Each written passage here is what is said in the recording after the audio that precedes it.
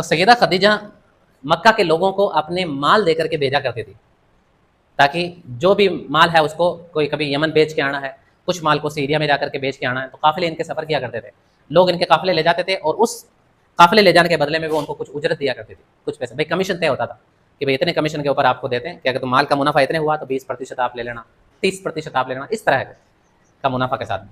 اب سیدہ خدیجہ نے جب اللہ کے رسول صلی اللہ علیہ وسلم کی امانت داری کے بارے میں سنا، آپ علیہ السلام کے بارے میں ایک بات مشہور ہو چکی تھی کہ آپ بہت زیادہ امانت دار ہیں، لوگوں کی امانتوں کا بہت خیال رکھتے ہیں، امانت میں خیانت نہیں کرتے ہیں، امانت داری. اس لیے مکہ کے اندر ایک شبد مشہور ہوا تھا کہ محمد ہے وہ امین ہے. کیا ہے؟ امین. اور سچے بھی بہت تھے آپ، جھوٹ آپ کے آس پاس بھی نہیں تھا، اس لیے مکہ کے لوگ آپ کو صادق بھی کہا کرتے تھے. آپ کا لقب مشہور تھا، یہ آپ کے لقب ہیں دونوں، نام تو محمد ہے لیکن آپ کے لقب ہو گئے صادق اور امین. صادق اور امین آپ کو کہا جاتا ہے سچائی کی وجہ سے. آپ بہت زیادہ سچے تھے، جھوٹ آپ کی زبان پر کبھی نہیں آتا تھا، چاہے کتنا بھی کوئی پرابلم میں رہے آپ جھوٹ نہیں بولتے تھے. تو یہ ہے صادق، اور دوسرا لوگوں کی امانت میں کبھی بھی آپ نے خیانت نہیں کی، اس لیے آپ کو امین بھی کہتے تھے.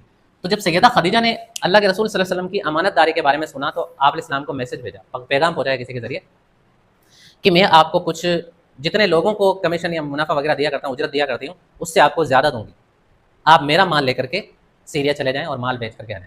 تو اللہ کے رسول صلی اللہ علیہ وسلم نے یہ پیشکش منظور کر لی. 25 سال کی عمر میں آپ سیدہ خدیجہ کا مال لے کر کے ملک شام کا سفر کر رہے ہیں.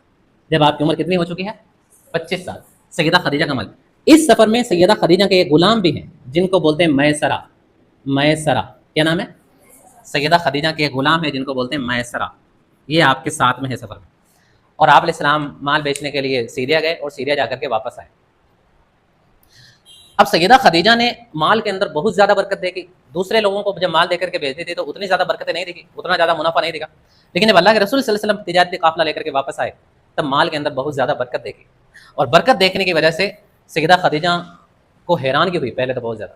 پھر آپ کے غلام تھے نا میسرہ، انہوں نے آپ کی بہت زیادہ تعریف کی سیدہ خدیجہ کے سامنے کہ ہم نے اس شخص کے ساتھ میں سفر کیا ہے، محمد کتنے زیادہ خوش اخلاق ہیں، انہوں نے پورے رستے میں مجھے کتنے اخلاق کے ساتھ میں بات کیا، غلام ہوتے ہوئے بھی پورے رستے میرے ساتھ اخلاق سے بات کی ہے، لوگوں سے کتنے مل جل کر کے ملتے ہیں، یہ کتنے زیادہ امانت داری ہے ان کے اندر، جھوٹ تو ان کے زبان پر آتا ہی نہیں ہے، ایسا کبھی نہیں کرتے کہ اپنے مال بیچنے کے لیے جھوٹ بول دیں، کچھ کا کچھ بنا کر کے پیش کر دیں، ایسا ان کے اندر بالکل بھی نہیں ہے. بہت ہی امانت دار میں نے دیکھا. اب سیدہ خدیجہ کے دل میں آپ صلی اللہ علیہ وسلم سے محبت پیدا ہوئی. سیدہ خدیجہ طلاق یافتہ ہیں. سیدہ خدیجہ کی عمر ہے 40 سال. کتنے سال؟